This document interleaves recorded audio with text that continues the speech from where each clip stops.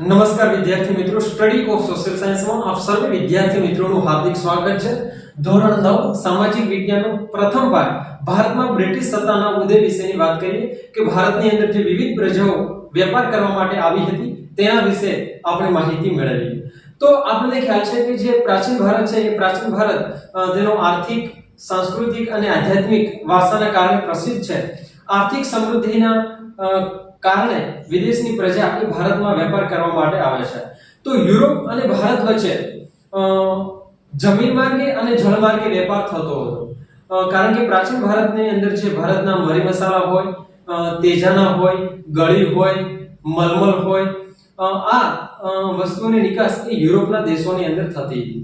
પરંતુ ઈસવીસન 1453 ની અંદર જે કોન્સ્ટેન્ટિનોપલ એટલે કે જે ઇસ્તાંબુલ હોય છે તેના પર તુર્ક મુસ્લિમોનો અધિકાર થઈ જાય છે અને ભારતમાં આવવા માટેનો જે જળ માર્ગ છે એ બંધ થઈ જાય છે।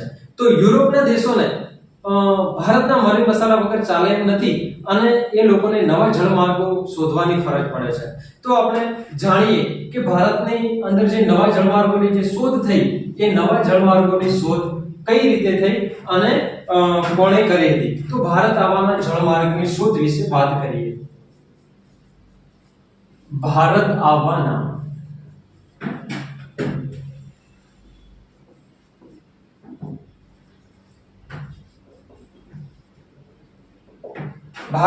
જે જળમાર્ગો છે એ જળમાર્ગની શોધ।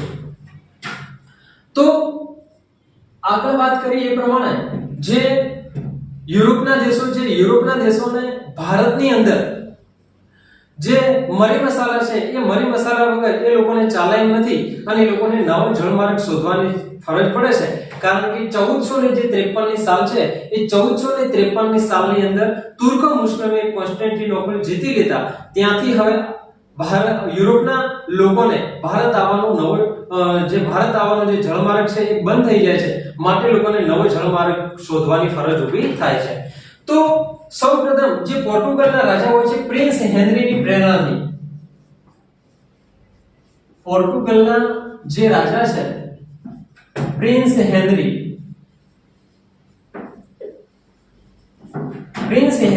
પ્રેરણા, પ્રોત્સાહન અને આર્થિક સહાય કરવાના લીધે ઘણા સાહસવીરોએ ભારત આવવાના નવા જળમાર્ગોની શોધ કરવા માટે એ લોકોએ બીડું ઝડપે છે।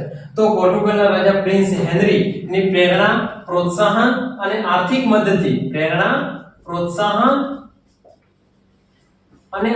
મદદથી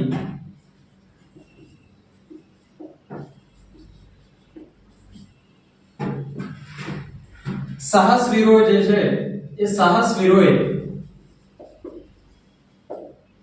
પ્રયત્નો કર્યા। ધ્યાન રાખજો મિત્રો, સૌપ્રથમ જે પોર્ટુગલના જે રાજા છે એ પોર્ટુગલના રાજા પ્રિન્સ હેનરીની પ્રેરણા, પ્રોત્સાહન અને આર્થિક સહાયથી સાહસવીરોએ પ્રયત્નો શરૂ કર્યા, જેની અંદર સૌપ્રથમ બાર્થોલોમ્યુ ડાયસ જે છે એ બાર્થોલોમ્યુ ડાયસે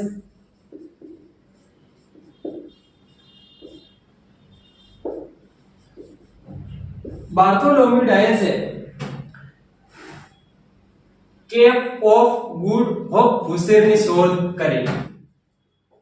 કેપ ઓફ ગુડ હોપ ભૂસેરની શોધ કરી।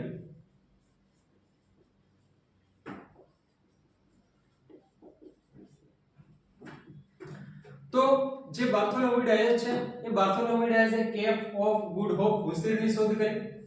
ત્યારબાદ સ્પેનના રાજાની આર્થિક મદદ લઈ અને ક્રિસ્ટોફર કોલંબસ એ 1492 ની અંદર ભારતના નવા જળમાર્ગ શોધવા માટે ની પહેલ કરે છે। તો જે સ્પેનના રાજાની આર્થિક મદદ મેળવી અને જે ક્રિસ્ટોફર કોલંબસ છે એ ક્રિસ્ટોફર કોલંબસ ભારતનો નવો જળમાર્ગ શોધવા નીકળે છે, પરંતુ તે વેસ્ટ જે એટલાન્ટિક સમુદ્ર છે એ એટલાન્ટિક સમુદ્રની અંદર આવેલો વેસ્ટ ઇન્ડિઝ ટાપુ અટકી જાય છે અને મૃત્યુ થયું ત્યાં સુધી એ ભારત શોધ્યાના વિશ્વાસ ધરાવતા કોલંબસે વાસ્તવિક રીતે નવો જ પ્રદેશ શોધ્યો હતો. આ પાછળથી અમેરિકો વેસ્પુચી નામના વ્યક્તિએ સ્પષ્ટતા કરી અને નવા શોધાયેલા પ્રદેશને અમેરિકા નામ આપવામાં આવ્યું.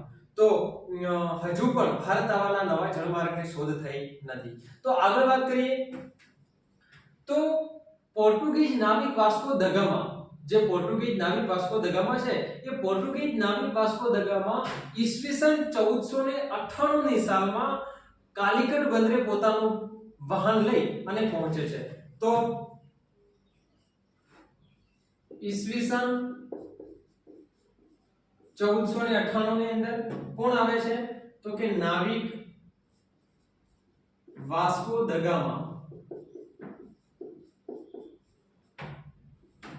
નાવિક વાસ્કો દ ગામા જે છે એ સ્પેનના રાજાની મદદ મેળવી અને ભારતનો નવો જળમાર્ગ શોધવા નીકળે છે.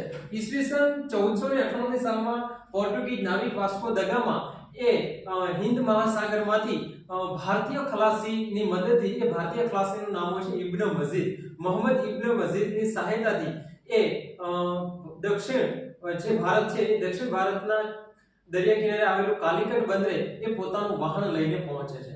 ત્યારે એ સમયે એ ત્યાંના રાજાઓ છે સામુદ્રિક એટલે કે જામોરી, અને આ સામુદ્રિક જામોરીને એ નાવિક વાસ્કો દ ગામાને આવકાર આપ્યો અને પોતાના રાજ્યની અંદર વેપાર કરવા માટેની પરવાનગી આપી દીધી. અને આ ઘટના એ વિશ્વની અંદર મહત્વપૂર્ણ ગણાય છે અને યુરોપિયનોને ભારત આવવાના દ્વાર ખુલી જાય છે. તો હવે નાવિક વાસ્કો દ ગામાએ ભારત આવવાના નવા જળમાર્ગની શોધ કરી દીધી ઈસવીસન 1498 ની સાલમાં. નાવિક વાસ્કો દ ગામાએ નવા જળમાર્ગની શોધ.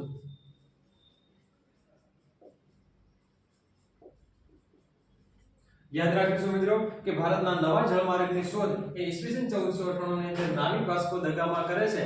ભારતીય ખલાસી છે મોહમ્મદ ઇબ્ન મજીદની સહાયતાથી એ કાલિકટ પહોંચે છે અને ત્યાંના રાજા સામુદ્રિક જામોરીને તેને રાજ્યની અંદર આવકાર આપી અને વેપાર કરવાની પરવાનગી આપે છે.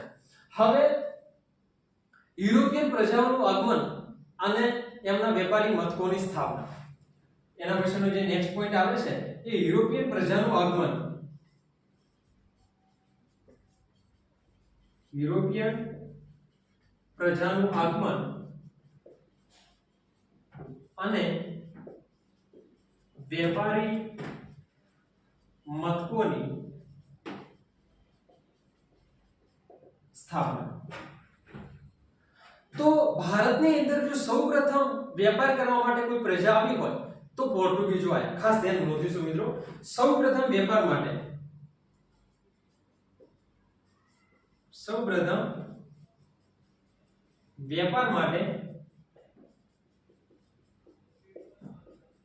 પોર્ટુગીઝ પ્રજા ભારતમાં આવી.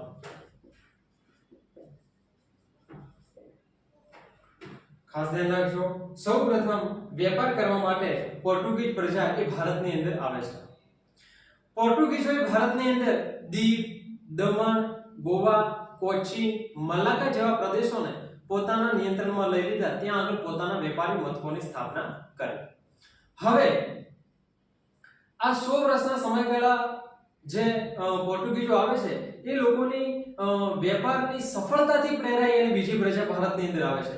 તો જે પોર્ટુગીઝો જે વેપાર કર્યો અને એ વેપારની સફળતાથી પ્રેરાઈને બે પ્રજા ભારતની અંદર આવે છે. આ બે પ્રજા કઈ છે તો એક જે ડચ પ્રજા અને બીજી એ આવે છે આપણે ડેનમાર્કની ડેનિશ પ્રજા અને ડચ પ્રજા જે હોલેન્ડમાંથી આવે છે. તો બે પ્રજા પહેલા પોર્ટુગીઝો આયા, એના પછી ડચ પ્રજા જે છે ડચ પ્રજા એ હોલેન્ડમાંથી આવે છે, એટલે કે વર્તમાનનું નેધરલેન્ડ, અને જે ડેનમાર્કની જે ડેનિશ પ્રજા છે, ડેનિશ પ્રજા એ ડેનમાર્કમાંથી આવે છે. ધ્યાન રાખીશું મિત્રો. તો પોર્ટુગીઝોના વેપારની સફળતાથી પ્રેરાઈને ભારતની અંદર બે પ્રજા આવી, એક ડેનમાર્કમાંથી ડેનિશ પ્રજા અને બીજું ડચ પ્રજા કે જે હોલેન્ડ નેધરલેન્ડમાંથી આવે છે. ડચ પ્રજાનું બીજું નામ છે વલંડા. ડચ પ્રજાનું બીજું નામ છે વલંદાવ, જે રીતે પોર્ટુગીઝોનું બીજું નામ છે ફિરંગીઓ. તો યાદ કરી રાખીશું મિત્રો. હવે આ સમય ઇંગ્લેન્ડની અંદર રાણી એલિઝાબેથ નું શાસન હોય છે અને રાણી એલિઝાબેથના સમયગાળામાં ઇંગ્લેન્ડની અંદર જે વેપારીઓ હોય છે એ વેપારીઓએ ઈસવીસન 1600 ની સાલમાં ઈસ્ટ ઇન્ડિયા કંપનીની સ્થાપના કરી અને પૂર્વના દેશો સાથે વેપાર કરવાની પરવાનગી રાણી એલિઝાબેથ પાસેથી મેળવી લીધી. સમજો મિત્રો કે ઈસ્ટ ઇન્ડિયા કંપનીની જે સ્થાપના છે એ ઈસ્ટ ઇન્ડિયા કંપનીની સ્થાપના ઇંગ્લેન્ડમાં થાય છે ઈસવીસન 1600 ની સાલમાં. હવે એ લોકો ભારતની અંદર પણ વેપાર કરવા માટે આવે છે. તો સૌપ્રથમ ઈસ્ટ ઇન્ડિયા કંપનીનો કપ્તાન વિલિયમ હોકિન્સ એ ઈસવીસન 1608 ની અંદર પોતાનું વાહન લઈ અને વેપાર કરવા માટે વેપારની પરવાનગી લેવા માટે આવે છે. તો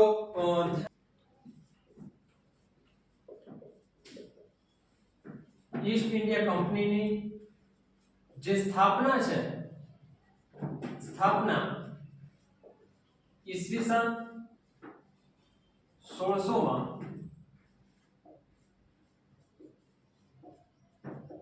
ઇંગ્લેન્ડમાં થઈ. ધ્યાન રાખજો મિત્રો કે જે ઈસ્ટ ઇન્ડિયા કંપની છે એ ઈસ્ટ ઇન્ડિયા કંપનીની સ્થાપના ઈસવીસન 1600 માં ઇંગ્લેન્ડમાં થાય છે. ઇંગ્લેન્ડના વેપારીઓ દ્વારા કરવામાં આવે છે. પૂર્વના દેશો સાથે વેપાર કરવા માટે રાણી એલિઝાબેથે એમને પરવાનગી આપી દીધી અને જે ઈસ્ટ ઇન્ડિયા કંપનીનો પ્રથમ માણસ એટલે કે જે કપ્તાન છે એ કપ્તાન ભારતની અંદર આવે છે ઈસવીસન 1608 ની સાલમાં. ઈસવીસન 1608 માં કપ્તાન વિલિયમ હોકિન્સ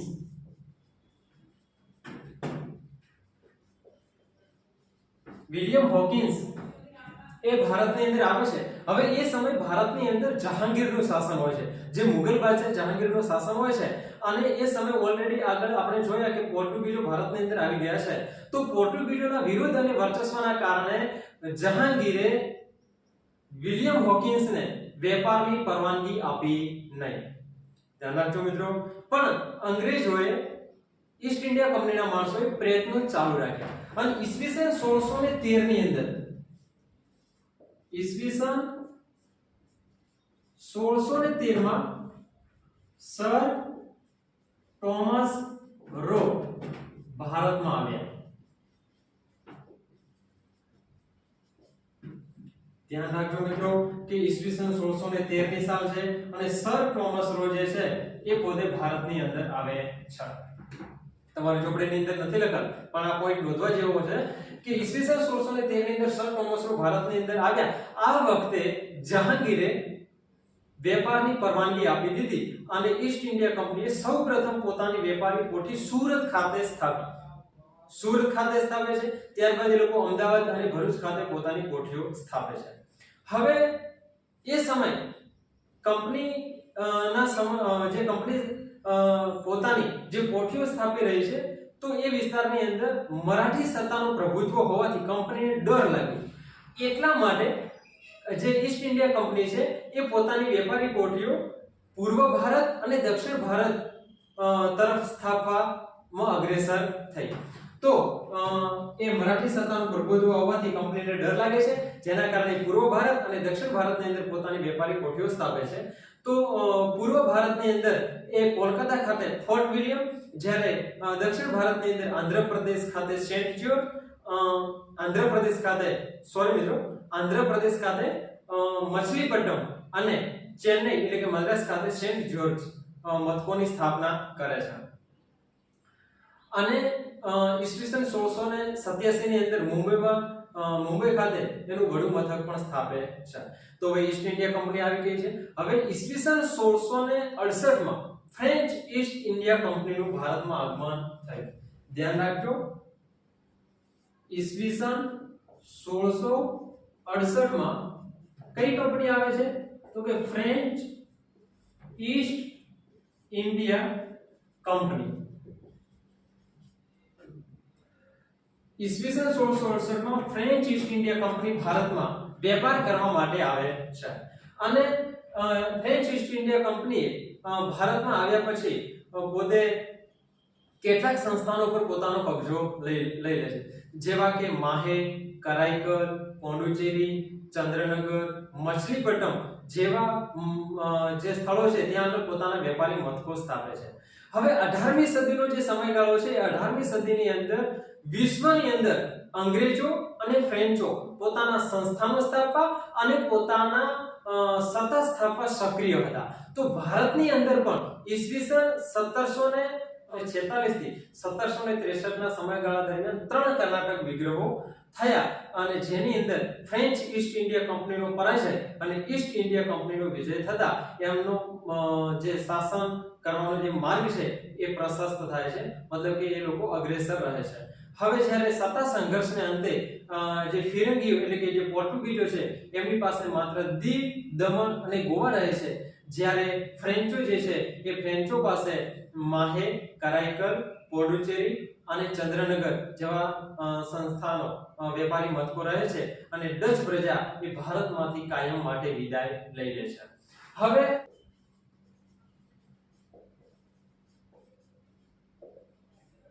પ્લાસીનું યુદ્ધ. તો પ્લાસીનું યુદ્ધ એ બંગાળના નવાબ સિરાજુદ્દૌલા અને રોબર્ટ ક્લાઇવ વચ્ચે થાય છે. એ વખતે પ્લાસીનું યુદ્ધ એ વખતના જે બંગાળના જે નવાબ છે એ બંગાળના નવાબ સિરાજઉદ્દૌલા હોય છે. બંગાળના નવાબ સિરાજુદ્દૌલા હોય છે અને રોબર્ટ ક્લાઇવ હોય છે. તો જે સિરાજુદ્દૌલા છે એ પોતાના ઉતાવળીય સ્વભાવને કારણે પોતાના રાજ્યની અંદર પોતાના કેટલાક વિરોધીઓ બની ગયા હતા અને જે કંપની સરકાર છે એ કંપની સરકારે જે ફોર્ટ વિલિયમ જે છે કોલકાતા ખાતે જે કોઠી સ્થાપી હતી એને ફરતે એ લોકોએ કિલ્લેબંધી કરી રક્ષણના બહાનાને લીધે, પરંતુ નવાબની પરવાનગી લીધી નહીં. ધ્યાન રાખજો કે અંગ્રેજો જે છે એટલે કે ઈસ્ટ ઇન્ડિયા કંપનીએ જે કોલકાતા ખાતે પોતાનું જે વેપારી સંસ્થાન છે, વેપારી કોઠી છે એના ફરતે રક્ષણના બહાને કિલ્લેબંધી શરૂ કરી. હવે આ સમાચાર જ્યારે નવાબને મળે છે, મતલબ કે નવાબને ખબર પડે છે કે મારા રાજ્યની અંદર મારી પરવાનગી લીધા વગર આ લોકો કિલ્લેબંધી કરી રહ્યા છે, ત્યારે નવાબના માણસો દ્વારા એ કિલ્લેબંધી તોડી દેવામાં આવે છે. જ્યારે આ સમાચાર એ મદ્રાસ પહોંચે છે કે જે આપણો વેપારી મથક છે ત્યાં આગળ ત્યાંના નવાબ સિરાજુદ્દૌલા દ્વારા કંપનીની ફરતે જે કિલ્લેબંધી કરવામાં આવી હતી તોડી પાડવામાં આવી છે, ત્યારે મદ્રાસ એટલે કે ચેન્નઈથી એ કોઠીને સહાય કરવા માટે એક લશ્કર આવે છે રોબર્ટ ક્લાઇવની આગેવાનીમાં. ધ્યાન રાખજો કોની આગેવાનીમાં લશ્કર આવે છે? તો કે રોબર્ટ ક્લાઇવની આગેવાનીમાં.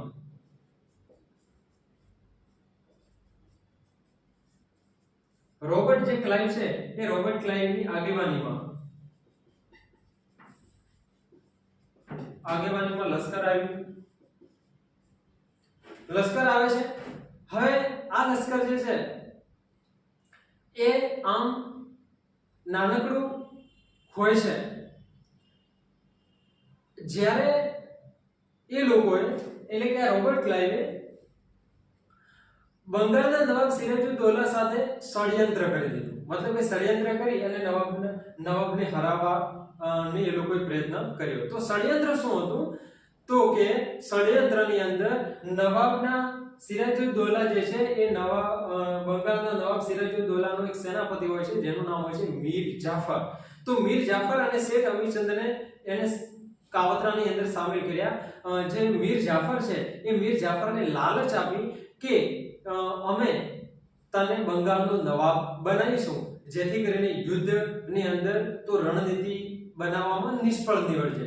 તો 23 જૂન 1757 ના રોજ બંગાળના નવાબ સિરાજુદ્દૌલા અને રોબર્ટ ક્લાઇવ વચ્ચે યુદ્ધ થાય છે, જે મુર્શિદાબાદથી આશરે 38 કિલોમીટરના સ્થળે પ્લાસીના મેદાનમાં આ યુદ્ધ લડાય છે. 23 જૂન 1757 ના રોજ આ પ્લાસીનું યુદ્ધ કઈ સાલની અંદર લડાય છે? તો કે 23 જૂન 1757. 23 જૂન 1757 ના રોજ આ પ્લાસીના મેદાનની અંદર યુદ્ધ લડાયું બંગાળના નવાબ સિરાજુદ્દૌલા અને રોબર્ટ ક્લાઇવ વચ્ચે. પૂર્વ યોજના અનુસાર મીર જાફર એ યુદ્ધની અંદર નિષ્ફળ રહે છે. માત્ર ને માત્ર અડધા જ દિવસની અંદર એ યુદ્ધ પૂરું થાય છે. પણ મિત્રો એક નોંધવા જેવી બાબત છે કે જ્યારે આ પ્લાસીનું યુદ્ધ થઈ રહ્યું હોય છે ત્યારે જે નવાબના બીજા બે સેનાપતિ હતો મીર મદન અને મોહન, આ લોકોએ એક સમયે રોબર્ટ ક્લાઇવને વૃક્ષો પાછળ આશરો લેવા મજબૂર કરી દીધો હતો. એટલું ઘનઘોર યુદ્ધ કરે છે, પરંતુ જ્યારે બંને લોકો યુદ્ધની અંદર કામ આવી જાય છે તો પહેલેથી જ જ્યારે ષડયંત્રની અંદર મીર જાફર સામેલ થયેલો હોય છે એટલે માત્ર અડધા દિવસની અંદર યુદ્ધ પૂરું થઈ જાય છે. બંગાળના નવાબ સિરાજઉદ્દૌલાની હાર થઈ જાય છે અને અંગ્રેજોની જીત થાય છે, એટલે કે રોબર્ટ ક્લાઇવની જીત થાય છે. પ્લાસીના યુદ્ધથી એ લોકોને 24 પરગણાની જાગીર અને કંપની શાસનની સત્તાનો પાયો એ પ્લાસીના યુદ્ધથી નખાય છે ઈસવીસન 1757 ના રોજ. તો હવે પ્લાસીનું યુદ્ધ પૂરું થાય છે. વાત કરીએ બક્સરના યુદ્ધની.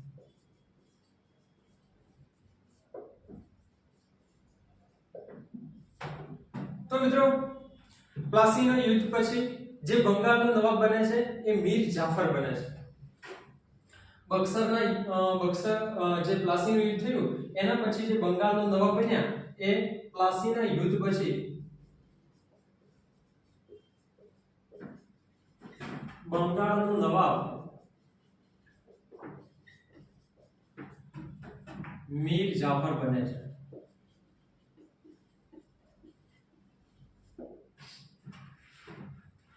તો પ્લાસીના યુદ્ધ પછી બંગાળનો નવાબ જે મીર જાફર છે એ મીર જાફર પાસેથી અંગ્રેજોએ વિવિધ બહાના હેઠળ વિવિધ અધિકારો ના નીચે પુષ્કળ ધન મેળવી લે છે અને હજુ પણ વધારે અધિકારો મેળવવાની લાલચમાં, વધારે ધન મેળવવાની લાલચમાં અંગ્રેજોએ એ મીર જાફરને ગાદી પરથી હટાવી અને એનો જે જમાઈ હોય છે એ મીર કાસિમને ગાદી પર બેસાડી દે છે.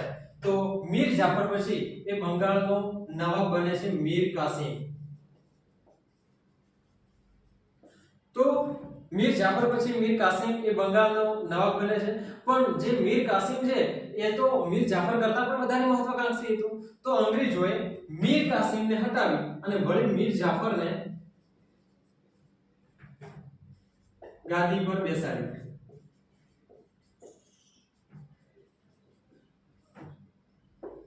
તો હવે આ જે મીર કાસિમ જે છે એ મીર કાસિમ અવધના નવાબની મદદ લેવા માટે જાય છે, શરણે જાય છે.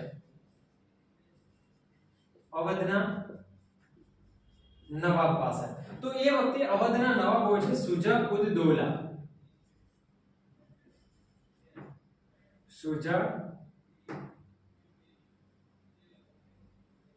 શુજા-ઉદ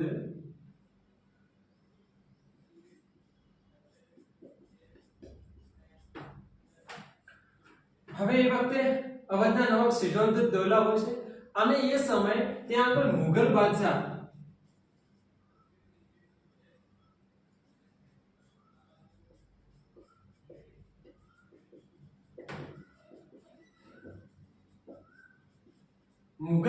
શાહ આલમ પણ આવેલા હોય છે અને આપણા જે મીર કાસિમ જે છે એ મીર કાસિમ ત્યાં જાય છે. જ્યારે મીર કાસિમ અવધના નવાબના શરણે જાય છે, મતલબ કે મદદ માટે જાય છે, અપમાનનો બદલો લેવા માટે, કારણ કે પોતાને ગાદી પરથી ઉતારી મીર જાફરને વળી ગાદી પર બેસાડ્યા છે. તો મીર કાસિમ એ અવધના નવાબ શુજા-ઉદ-દૌલા પાસે જાય છે. એવા સમયે મુગલ બાદશાહ શાહ આલમ પણ આવેલા હોય છે અને આ મીર કાસિમ આ ત્રણેય જણાએ નક્કી કર્યું કે આપણે અંગ્રેજો વિરુદ્ધ યુદ્ધ કરીએ. આના ત્રણેયની જે સંયુક્ત સેના છે, આ સંયુક્ત સેનાએ 22 ઓક્ટોબર 1764 ના રોજ બક્સર મુકામે યુદ્ધ લડ્યું. કઈ તારીખ છે મિત્રો? યાદ રાખજો કે 22 ઓક્ટોબર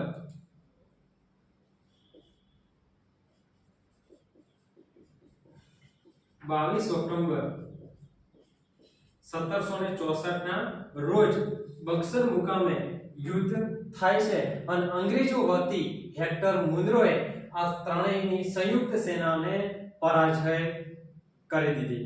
મતલબ કે બક્સરના યુદ્ધની અંદર જે અંગ્રેજો વતી યુદ્ધ લડ્યા હતા એ હતા હેક્ટર મુનરો, અને હેક્ટર મુનરોએ 22 ઓક્ટોબર 1764 ના રોજ બક્સરના યુદ્ધની અંદર આ ત્રણેયની સંયુક્ત સેનાને પરાજય આપ્યો. જ્યારે બક્સરના યુદ્ધથી અંગ્રેજોને બંગાળ, બિહાર અને ઓડિશાની દીવાની સત્તા પ્રાપ્ત થાય છે. હવે મિત્રો આગળ ટોપિકની વાત કરીએ કે ભારતની અંદર કંપની શાસનનો વિકાસ.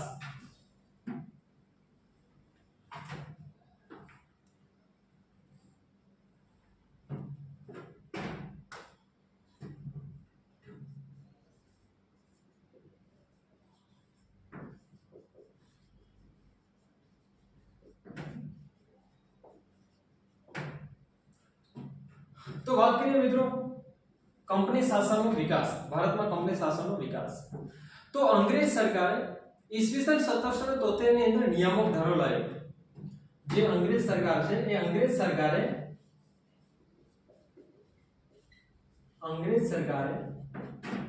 નિયામક ધારો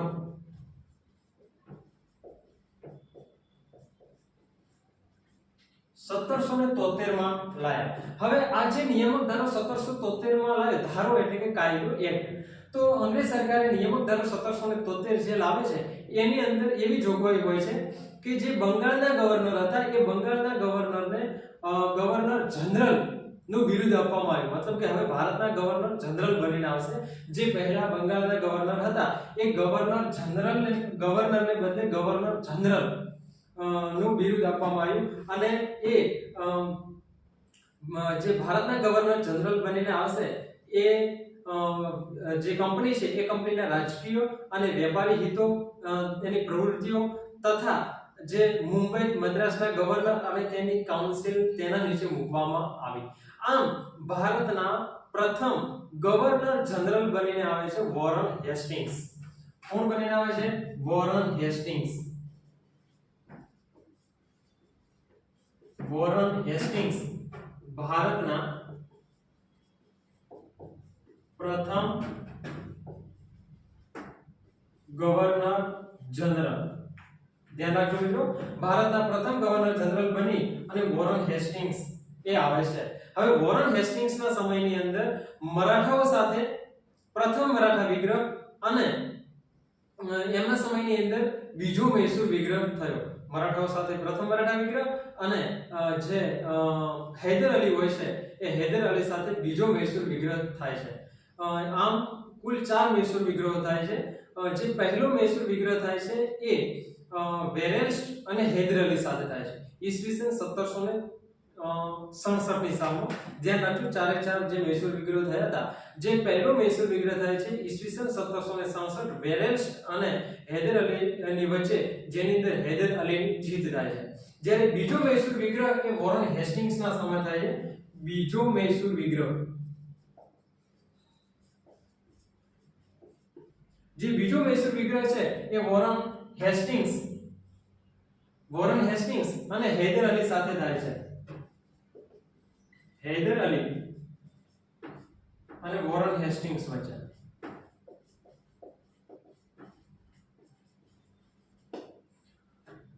અ 1767 ની સાલમાં, જેની અંદર હૈદર અલીનું મૃત્યુ થઈ ગયું.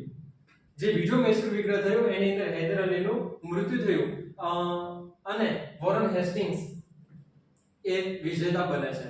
આમ વોરન હેસ્ટિંગ્સના સમયે એક બાજુ મરાઠાઓ સાથે અને બીજી બાજુ હૈદર અલી સાથે લડવાનું થતા કંપનીની મુશ્કેલીઓ વધે છે.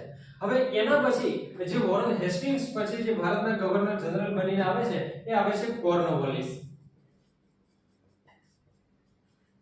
તો જે કોર્નવોલિસ છે એ કોર્નવોલિસના સમય જે મૈસૂરના વાઘ તરીકે ઓળખાતા ટીપુ સુલતાન સાથે ત્રીજો મૈસૂર વિગ્રહ થાય છે. કોર્નવોલિસના સમયમાં મૈસૂરના વાઘ તરીકે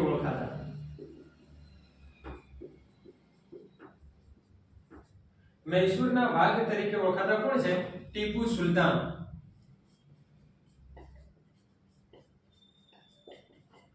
તો આ વખતે કોર્નવોલિસ એટલે કે કંપની સરકારે શું કર્યું? તો આ વખતે એ લોકોએ મરાઠા અને નિઝામની મદદ લીધી ટીપુ સુલતાનને હરાવવા માટે થઈને. ધ્યાન રાખજો મિત્રો કે કોર્નવોલિસના સમયમાં મૈસૂરના વાઘ તરીકે ઓળખાતા ટીપુ સુલતાન સાથે ત્રીજો મૈસૂર વિગ્રહ થયો. ટીપુ સુલતાન સાથે ત્રીજો મૈસૂર વિગ્રહ.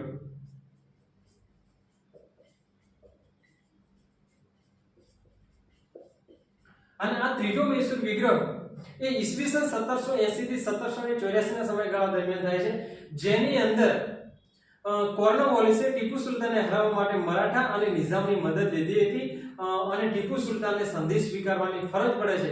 એ સંધિ ટીપુ સુલતાન અને કોર્નવોલિસ વચ્ચે થાય છે. એ સંધિનું નામ હોય છે શ્રીરંગપટ્ટનમની સંધિ. ત્રીજો મૈસૂર વિગ્રહ જેની અંદર ટીપુ સુલતાનને શું સંધિ સ્વીકારવાની ફરજ પડી, સંધિ સ્વીકારવાની ફરજ, અને એ સંધિનું નામ હોય છે શ્રીરંગપટ્ટનમની સંધિ. શ્રીરંગપટ્ટનમની સંધિ. ધ્યાન રાખજો કઈ સંધિ છે તો કે શ્રીરંગપટ્ટનમની સંધિ એ ટીપુ સુલતાનને સ્વીકારવી પડે છે. હવે કોર્નવોલિસ પછી ભારતના ગવર્નર જનરલ બનીને આવે છે સર જોહન સોર.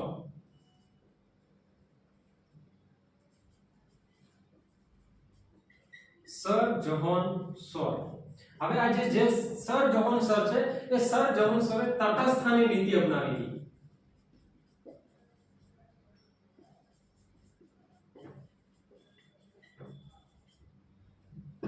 તો જે સર જોહન સોર એ ભારતના ગવર્નર જનરલ બનીને આવે છે, પોતે તટસ્થાની નીતિ અપનાવી. તટસ્થાની નીતિ અપનાવવાના લીધે કંપનીની પ્રતિષ્ઠામાં ઘટાડો થયો અને મરાઠાઓની પ્રતિષ્ઠામાં એમની શક્તિમાં વધારો થયો, જેના લીધે એ કોર્નવોલિસ પછી જે ગવર્નર જનરલ બનીને આવે છે એ આવે છે વેલેસ્લી. ગવર્નર જનરલ બનીને પણ હવે આવે છે વેલેસ્લી. તો વાત કરીએ વેલેસ્લી વિશે.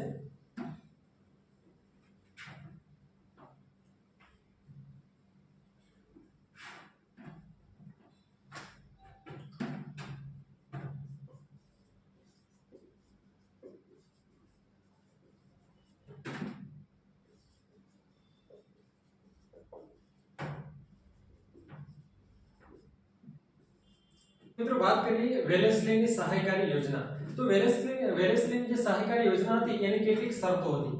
એમાંની જે પહેલી શરત છે એ યોજના સ્વીકારનાર રાજ્યને કંપની સરકાર દ્વારા તાલીમ પામેલું સૈન્ય આપવામાં આવશે અને એ સૈન્ય રાજ્યનું આંતરિક અને બાહ્ય આક્રમણથી રક્ષણ કરશે. યોજના સ્વીકારનાર રાજ્ય જે છે એ યોજના સ્વીકારનાર રાજ્યને કંપની સરકાર દ્વારા તાલીમ પામેલું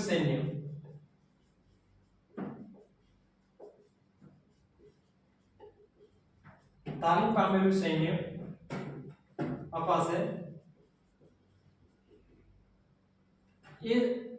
અને એ જે સૈન્ય છે એ રાજ્યનું આંતરિક અને બાહ્ય આક્રમણથી રક્ષણ કરશે. સૈન્ય અપાશે, એ સૈન્ય રાજ્યનું આંતરિક અને બાહ્ય આક્રમણથી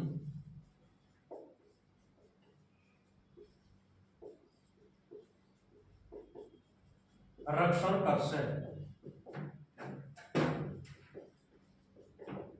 જરૂરી નથી કે ચોપડેની લીટી છે એ પ્રમાણે જ આપણે યાદ રાખો. આપણે મૌલિક રીતે પણ યાદ રાખવાનું કે જે યોજના સ્વીકારનાર એટલે કે વેલેસ્લીની જે સહાયકારી યોજના છે એ સહાયકારી યોજના સ્વીકારનાર રાજ્યને કંપની સરકાર દ્વારા તાલીમ પામેલું સૈન્ય અપાશે અને એ સૈન્ય છે એ રાજ્યનું આંતરિક અને બાહ્ય આક્રમણથી રક્ષણ કરશે. એના બદલામાં જે તે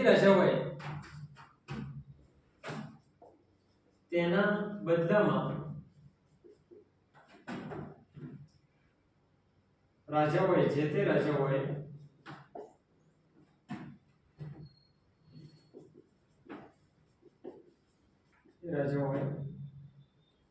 લશ્કરી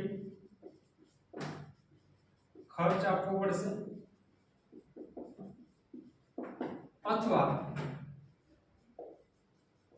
તેટલી આવક ધરાવતો પ્રદેશ આપવો.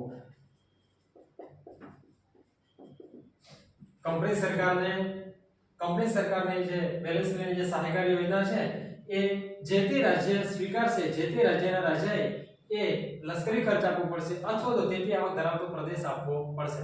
કંપનીની પરવાનગી વિના કોઈ રાજ્ય અન્ય રાજ્ય સાથે યુદ્ધ કે સંધિ કરી શકશે નહીં. કંપનીની પરવાનગી વિના કોઈ રાજ્ય અન્ય રાજ્ય સાથે युद्ध के संधि करसे नहीं. युद्ध के संधि કરી શકશે નહીં.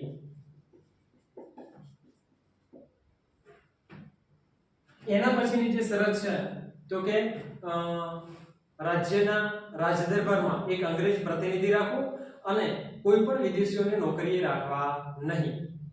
તો આ હતી વેલેસ્લીની સહાયકારી યોજનાની શરતો.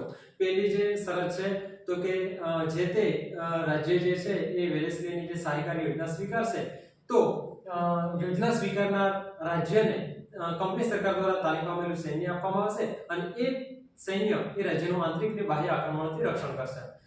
તેના બદલામાં જે તે રાજ્યોએ લશ્કરી ખર્ચ આપવો પડશે તથા તેની આવક ધરાવતો પ્રદેશ આપવો પડશે. કંપનીની પરવાનગી વિના અન્ય રાજ્ય કોઈ રાજ્ય સાથે યુદ્ધ કે સંધિ કરી શકશે નહીં. રાજ્યના રાજદરબારમાં એક અંગ્રેજ પ્રતિનિધિ રહેશે અને બીજા કોઈ વિદેશીઓને નોકરીએ રાખવા નહીં. તો આ હતી વેલેસ્લીની સહાયકારી યોજના. તો કયા કયા રાજ્યોએ આ યોજના સ્વીકારી તો આપણે યાદ રાખીએ. યાદ રાખવા માટેની એક નાનકડી શોર્ટ ટ્રીક છે જે રીતે આપણે યાદ રાખી શકીએ તો એને યાદ રાખવાના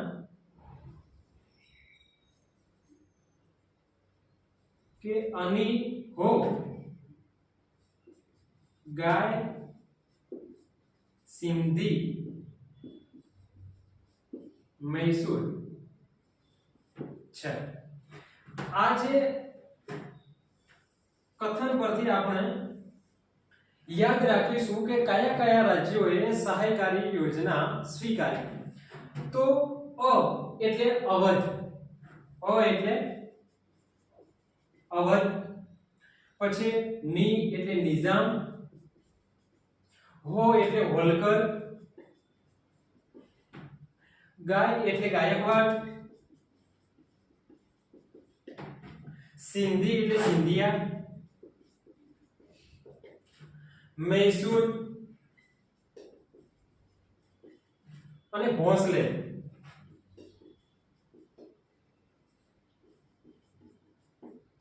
તો આ રીતે આપણે એક શોર્ટ ટ્રીક દ્વારા પણ યાદ રાખીએ કે અની હો ગાય સિંધુ મૈસૂર છે. શું કહેવાનું? અની હો, કારણ કે આપણે જ્યારે પણ કોઈને બોલાવતો તો પાછળ ઉ જેવો ઉચ્ચાર નીકળે કે અની હો, અની હો ગાય સિંધી મૈસૂર છે.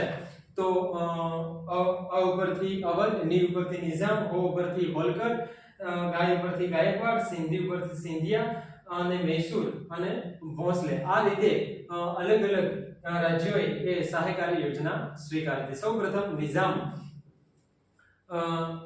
સહાયકારી યોજના સ્વીકારી.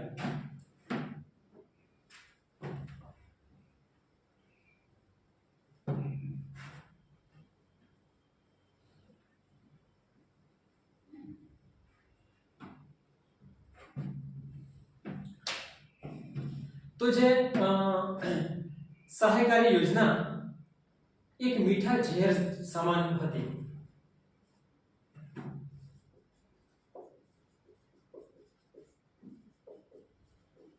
સહાયકારી યોજના મીઠા ઝેર સમાન હતી. ભાઈ ધ્યાન રાખજો, સહાયકારી યોજના છે એ મીઠા ઝેર સમાન હતી કારણ કે જે વેલેસ્લીએ આ સહાયકારી યોજનાથી ઘણું બધું રાજ્યોને પોતાના સામ્રાજ્યની અંદર ભેળવી દે છે. અને વેલેસ્લી સહાયકારી યોજના લાવી હતી. આ સહાયકારી યોજના એ મૈસૂરના જે ટીપુ સુલતાન છે એ ટીપુ સુલતાનને સહાયકારી યોજનાનો સ્વીકાર કરવા જણાવ્યું, પરંતુ ટીપુ સુલતાનને સહાયકારી યોજના સ્વીકારી નહીં અને વેલેસ્લીએ એ ટીપુ સુલતાન સાથે ચોથો મૈસૂર વિગ્રહ લડાયો. વેલેસ્લી અને ટીપુ સુલતાન વચ્ચે, વેલેસ્લી અને ટીપુ સુલતાન વચ્ચે ચોથો મૈસૂર વિગ્રહ,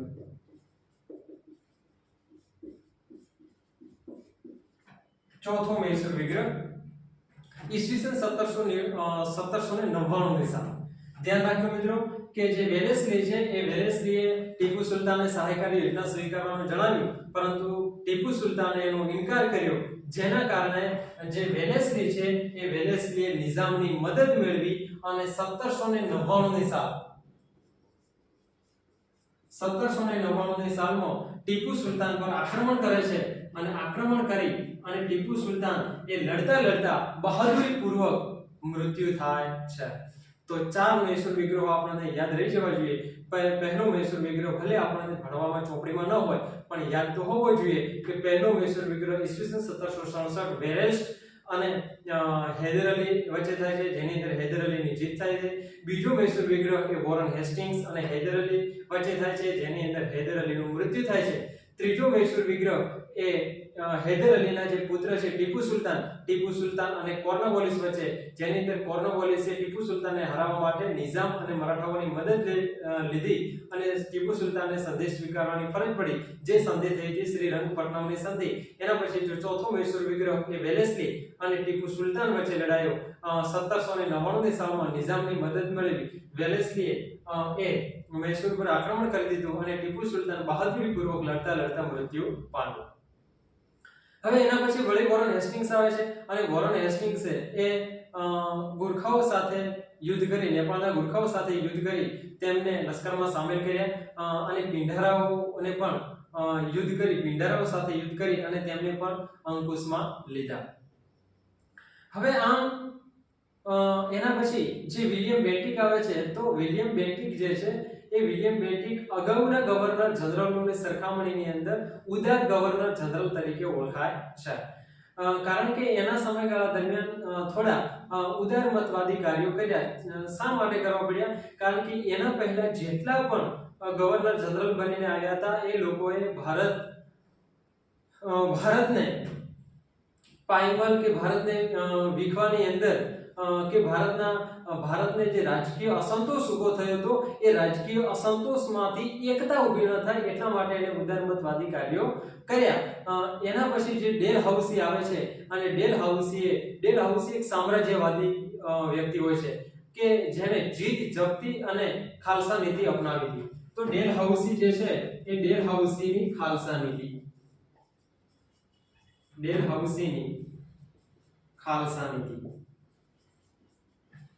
ધ્યાન રાખજો, ડેલહાઉસીની ખાલસા નીતિ.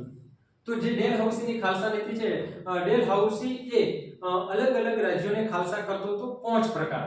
પહેલો તો કે યુદ્ધ દ્વારા ખાલસા, રાજા અપુત્ર અવસાન પામતા ખાલસા, ગેરવહીવટના બહાને ખાલસા, કરજની ઉઘરાણી તળે ખાલસા અને નામ માત્રની સત્તાનો અંત લાવી અને ખાલસા કરતો હતો. જે ડેલહાઉસીની જે ખાલસા નીતિ છે એ અલગ અલગ પ્રકારે ડેલહાઉસી એ ભારતના રાજ્યોને પોતાના સામ્રાજ્યની અંદર ભેળવતો હતો. તો જે પહેલો છે, પહેલા પ્રકારે તો કે યુદ્ધ દ્વારા ખાલસા.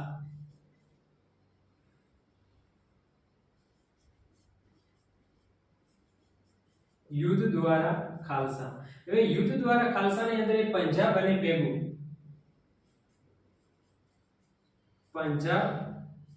પેગુ, એટલે કે નીચલું બર્મા. એના પછી એ રાજા અપુત્ર અવસાન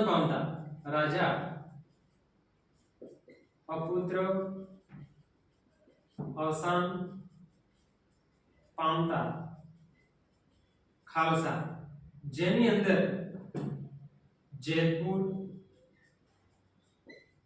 સંબલપુર, સતારા, ઝાંસી, ઉદયપુર જે મધ્યપ્રદેશની અંદર આવેલું છે, બઘાત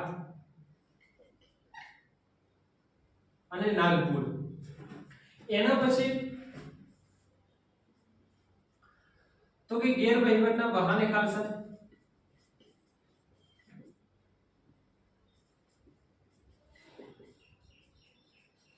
ગેરવહીવટના બહાને ખાલસા તો એની અંદર જ્યાં ગેરવહીવટના બહાને ખાલસા એ રાજ્યને પણ પોતાના સામ્રાજ્યની અંદર ભેળવી દીધો હતો ખાલસા કરીને, જેની અંદર અવધ, એના પછી કરજની ઉઘરાણી તળે ખાલસા, કરજની ઉઘરાણી તળે ખાલસા, જેની અંદર નિઝામનો વરાળ પ્રાંત,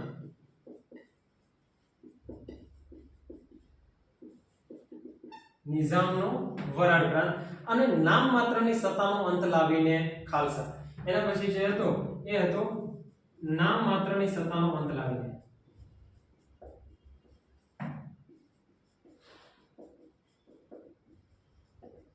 નામ માત્રની સત્તાનો અંત લાવીને ખાલસા, જેની અંદર તાંજોર અને કર્ણાટક. તો ડેલહાઉસીની ખાલસા નીતિની અંદર 5 પ્રકારે અલગ અલગ રાજ્યોને પોતાના સામ્રાજ્યની અંદર ભેળવતો હતો, જેની અંદર યુદ્ધ દ્વારા ખાલસા કાં તો યુદ્ધ કરે અને રાજ્યને જીતી લે, એવા પંજાબને ભેગું રાજ્ય. ત્યારબાદ એ રાજા અપુત્ર અવસાન પામતા ખાલસા, રાજાનું મૃત્યુ થઈ ગયું હોય અને રાજા જો અપુત્ર મતલબ કે એમને કુંવર ન હોય અને રાજાનું મૃત્યુ થઈ ગયું હોય તો આવા રાજ્યને પણ પોતાના સામ્રાજ્યની અંદર ભેળવી લીધો. દાખલા તરીકે ઝાંસી હોય, બગાદ હોય, નાગપુર હોય, સંબલપુર હોય, ઉદયપુર હોય, જેતપુર હોય, તો આવા રાજ્યોને એ પોતાના સામ્રાજ્યની અંદર ભેળવી દીધા હતા. ત્યારબાદ ગેરવહીવટના બહાને ખાલસા, મતલબ કે ત્યાં આગળ કે ગેરવહીવટ થઈ રહ્યો છે એવું બહાનાના લીધે પણ ડેલહાઉસી ખાલસા કરી લીધો. દાખલા તરીકે અવધ, કરજની ઉઘરાણી તળે ખાલસા, મતલબ કે ત્યાં આગળ જે રેવન્યુ આવતો હોય એ જો પૂરતા પ્રમાણમાં ન આવ્યો હોય તો એ બહાનું કાઢી કે કરજની ઉઘરાણી તળે ખાલસા, તો એની અંદર નિઝામનો વરાળ પ્રાંત એ પોતાના સામ્રાજ્યની અંદર ભેળવી લે છે. નામ માત્રની સત્તાનો અંત લાવી અને પોતાના સામ્રાજ્યની અંદર ભેળવી દેતો હતો, જે તાંજોર અને કર્ણાટક જેવા રાજ્યો. તો ડેલહાઉસી આ રીતે 5 પ્રકારે રાજ્યોને ખાલસા કરતો હતો. જે